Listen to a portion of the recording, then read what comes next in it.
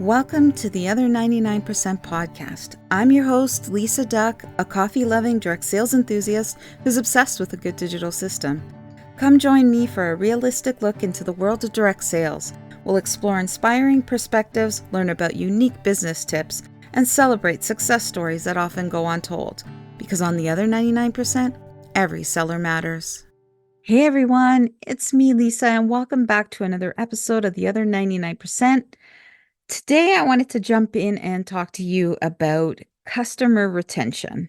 So, recently I started listening to a book on Audible from the author Joey Coleman. The book is called Never Lose a Customer Again. And it has got me thinking a lot about my customer's journey, my customer's experience, not necessarily about customer care. Now, the reason why I phrase it the customer journey is because I want to make sure that my customer is feeling valued from the moment that they purchase right up until they make another purchase. So I don't feel like I need to do customer care. To me, customer care is more like, okay, they've made a purchase and now there's an issue and I got to take care of this issue.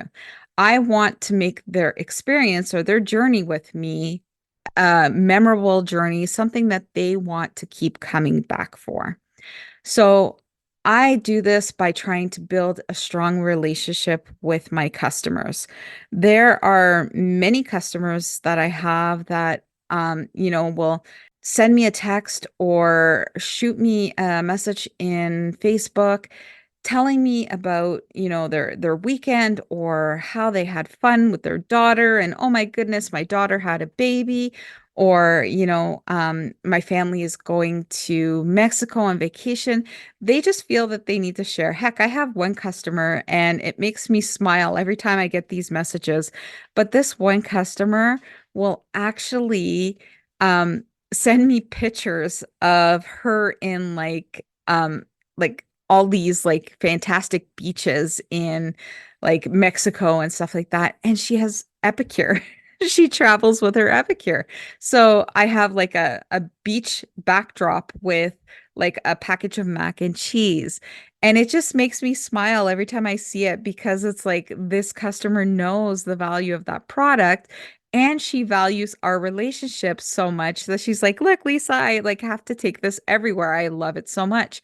And I just absolutely love that. So I want to make sure that I'm building a strong relationship with my customers. Are there customers that I have that they don't communicate with me? Absolutely. But they still know that I'm here if they need me. So I just make sure that it's an open conversation, open communication. Here's how you reach me. Let me know if I can help. But I want to make sure that I exceed their expectations. Like I want to know that I'm going above and beyond what my customers are expecting.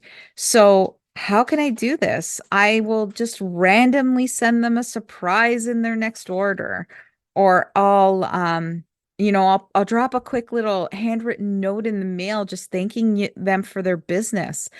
All these little touches add that unexpected value that it's personalized, it's tailored to them. And I have customers who shop with me and I know that they're not great cooks or they've told me they're not great in the kitchen. Well, heck, those are customers that I might make up a recipe guide and I send them their personalized recipe guide with a bunch of different recipes for the products that they've purchased. A little effort goes a long way, but you know what? I could take that book, that recipe guide, and I could just tweak a couple recipes and I could use that for my next customer. So, think about how you can reuse things, but just think about how that customer is feeling when they open up their email and they see that you've personalized this book for them. And I'll be honest with you, like I just lately I've been just using boards, creating a web page and just sharing like a bunch of different recipes with like the image and the link to the actual recipe on my website. Like they're so thankful when they get that because a lot of people don't know that they could do all those different things with the products. So, you know, I'm providing them value by showing them that the product that they just bought isn't just for mac and cheese, but you can use that to, top your popcorn with it if you want. So there's just all that value added, that I make sure that I include for my customers so that I'm always exceeding what they expect from their ambassador. Now, I am always engaging and following up with them. And when I say follow up, I don't mean that I message them saying, "Oh my God, there's a sale on our steamers now. Do you want to buy something?" No, it's like I'll reach out to them and say, just checking in to see how your products are. Did you need any recipe ideas with that? Or, okay, you've told me this before that you often put the orders that you purchased right in your cabinet. Are they still hiding in there or have you pulled them out and used them? Like, let me know how I can help. Come at it from a meaningful reach out, and it's going to go a lot further. Okay. You can reach out to them in many different ways. I mean, your customer usually dictates how they want to be connected with, but you can pick up the phone, you could call them, you could text them, you could send them an email, you could talk to them through social media, you name it. Like there's so many ways you can connect with customers right now. But basically, just make sure that you're providing value in your reach outs, not just asking for the next sale. Now, I personally offer customer loyalty programs and incentives to my customers. So each month, I actually run a customer loyalty program. And in order for my customers to be entered into the loyalty program, there's no minimum requirement. All they need to do is shop with me online. So basically, as soon as an online order comes in, and as long as it's not attached to a party, their name gets put into a draw. Now, what I choose to give away depends on how much sales come in for the month. If my customer's in close proximity to me, like they might get something from my stock. I have customers all over Canada and the US. So, I mean, sometimes it's just easier for me to ship stuff from my company right to them. But again, I don't have a set amount. It's just a little thank you. Just saying, thank you for trusting me and shopping with me this month. I really appreciate your loyalty. And this goes a long way. Like I've had customers, because it's just a random draw that I hold at the beginning of the following month. And I've had customers like reach out like, "Oh my God, thank you so much. I can't believe it." And then when their products come, because I just hand pick some products that I think they might enjoy. And when they receive it, like they're sending me pictures of how they used it and they're so thankful. I mean, just think about how you would feel if your consultant that you were working with sent you a little perk just for shopping with them. And anybody could do this customer loyalty program. I mean, it doesn't have to cost you a lot of money. It could even be something as simple as like a little token of appreciation that you pick up from the dollar store that you mail out to your customer. It doesn't have to be a lot. It's just the thought that counts and how it's presented. So just make sure that you think about that. Like think about how you want to leave your customers feeling. And I want to make sure that my customers know that they are truly valued and appreciated. And I want them to know that, I thank them for shopping with me each month. And, when they go on to make their next purchase, I appreciate them making sure that they're selecting me as their ambassador. So there's always things like that, that think about like how can you leave them feeling.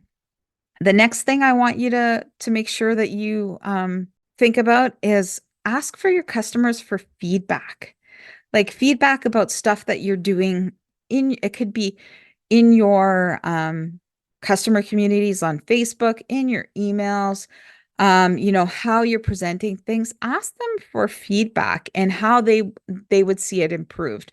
Because, if they're unhappy about something, I want my customers to tell me so that I know how I can resolve it. I want to fix it. I want their experience to be amazing. So I always ask them for feedback. Now, if there's any, like if my customers have any issues, I always, always, always make sure that I handle it immediately. So I get a call and they say, "Oh, one of my products have arrived broken." Don't worry about it. I will get that sent out to you. And I immediately contact my home office and have that product replaced. And then I always follow up with them and tell them, all right, you should see the product arriving in, say, 7 to 10 business days. I apologize about that. Let me know when the next order arrives and if there's any issues with that one. They know at that point, yeah, it's a little bit of an annoyance because, the product that they were wanting arrived broken and now they have to wait, but they know that I was immediate in handling it and that I wanted to make sure that everything was right for them. So that's, I'm just making sure that they, again, feel valued. The next thing that I want to make sure that you're doing is asking your customers. So if you're providing this great service, your customers are going to be willing to offer referrals and reviews for you. I mean, wouldn't it be great if you had a customer's picture with a nice little referral that they or a review that they have written about you or one of your products that they give you permission to share on social? What's better than someone else telling somebody about, or what's better than, I should say, you telling somebody about your product is somebody else telling them how much they love your product or how much they love you. Like, oh my God, Lisa's such a great person to work with. She does this, this, this, and this. And I know that if there's anything that happens, or if I need any recipe ideas, I know she is my first go-to. Like, I love that my customers feel that way. And when they know, like, and trust you, and they truly know, like, and trust you, they're going to refer you to friends and family. So just make sure that you impact your customers positively and provide the service that you want. So just think, put yourself in your customer's shoes and think, like, how would I want to be connected? So I'm just going to go into quickly what I'm doing on my text marketing. So I am going back a couple of years because I have lost track or lost communication with some of my past customers. Maybe they fell off my email list or they didn't get put on for some reason or another. Um, and I'm going to go back and I'm going to send them a message saying, "Hey, I'm still here. I'm still your Epicure Spice Girl. Let me know how I can help you." And then I'm going to give them a list of ways that I can help. And then one of the options is I don't want to be like, I'm not interested for help. Like, and so be it. If somebody responds that way, that's fine. I'd rather know that they weren't interested, but knowing that I reached out to help them than them just not getting anything from me. So I'm going to give them the opportunity to continue to work with me through text marketing, and I'm going to provide value through either providing them with up to the minute updates on any sales and promos and stuff like that. I have a weekly recipe list going out where each week the customers are going to be able to opt in to get like a featured seasonal recipe that goes right to their text. I'm also doing like seasonal updates. So if they don't want to hear about every sale, but they want to know when the new products are coming out, then I'm going to make sure that they get that information when there's new product launches or releases. And then I have an option for them to opt into I want it all. So they want to know everything. Okay, so they're going to get the recipes, they're going to get the deals, they're going to get the seasonal updates. They just want to know everything. But then once I have that into the system, I am going to start my customer follow-up system in text marketing as well. So 2 days after the order, they're going to get, thank you very much for your order.